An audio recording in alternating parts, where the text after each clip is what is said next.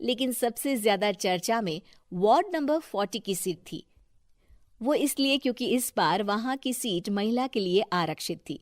अब सवाल ये था कि चुनाव लड़ेगा कौन। इससे पहले ठाकुर साहब वहां से पार्षद थे और इस बार उन्होंने अपनी पत्नी सीमा ठाकुर को टिकट दिलवाई और ठाकुर साहब की शान के कारण सीमा जी ने 20,000 वोटों से चुनाव जीत लिया। अरे बधाई हो सीमा भाभी, अब तो आप वार्ड की पार्षद बन गई हैं। अब तो हमारे काम आप ही करवाएंगी। अरे ये तो सिर्फ नाम की पार्षद बनी है, वो तो महिला सीट आ गई, वरना पार्षद तो मुझे ही बनना था।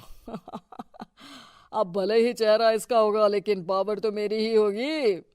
अरे वाह भाई साहब, क्या दिमाग लगाया है आपने भी।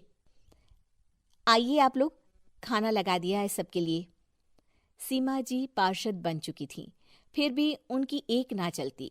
सारे काम ठाकुर साहब खुद ही संभाल लेते और जहां जरूरत पड़ती वहां सीमा जी का अंगूठा लगवा लेते। सीमा जी ज्यादा पढ़ी लिखी भी नहीं थी। एक दिन ठाकुर साहब और सीमा एक प्रोग्राम में जाते हैं। अरे ठाकुर साहब, आप आ गए।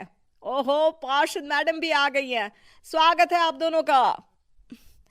लगता है हमारे पार्षद फंड का सही इस्तेमाल हो रहा है। चलिए अब उद्घाटन करते हैं। ये लीजिए ठाकुर साहब कैची, आप ही सबसे पहले प्रवेश कीजिए। सब लोग आगे निकल जाते हैं और सीमा जी पार्षद होने के बावजूद भी पीछे खड़ी रह जाती हैं। वो देखती हैं कि वेलकम बोर्ड पर उनका नाम है, लेकिन महिला होने के कारण कोई उनका सम्मान नहीं कर रहा। अगले दिन एक आदमी उनके घर आता है। अरे ठाकुर साहब नमस्कार। कल ना हम नोटिस किए कि हमारा घर तो अवैध है और नगर निगम वाले उसे तोड़ने आ रहे हैं। अरे कुछ कीजिए ना ठाकुर साहब। देखो भाई, मैं तो ज्यादा कुछ कर नहीं सकता, पर अगर तुम सबकी जेब गर्म कर दो तो कुछ हो सकता है। कुल मिलाकर 4 लाख लगेंगे। अरे 4 लाख ठाकुर साहब? अरे भाई, मैं अपने लिए नहीं मांग रहा हूँ। दरोगा है, इंजीनियर बाबू है, बड़े साहब है, सबको देना पड़ता है ना थोड़ा थोड़ा। बोलो है मंजूर? तभी वहां अचानक सीमा जी आ जाती हैं। अरे ये आप क्या कर रहे हैं? पहले इन्हीं लोगों से तो आपने वोट मांगे, अब इनसे ही पैसे ले रहे हो।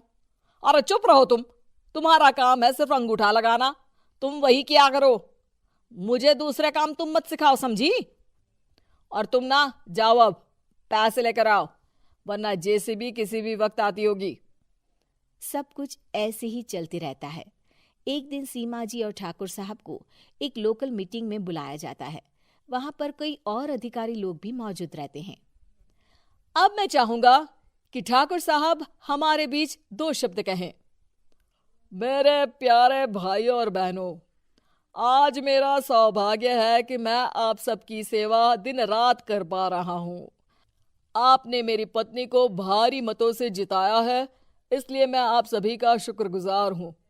मैं आप सबसे वादा करता हूं कि हमेशा की तरह हमारे वार्ड में किसी को कोई तकलीफ नहीं आने दूंगा। सभी लोग तालियां बजाने लगते हैं। अब मैं माननीय पार्षद मैडम को स्टेज पे बुलाना चाहूंगा।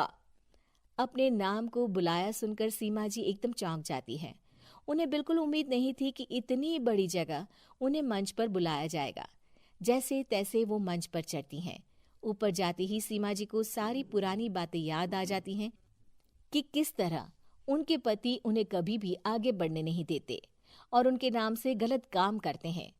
वो बोलने लगती हैं। मैं आपके वार्ड की पार्षद सीमा हूं।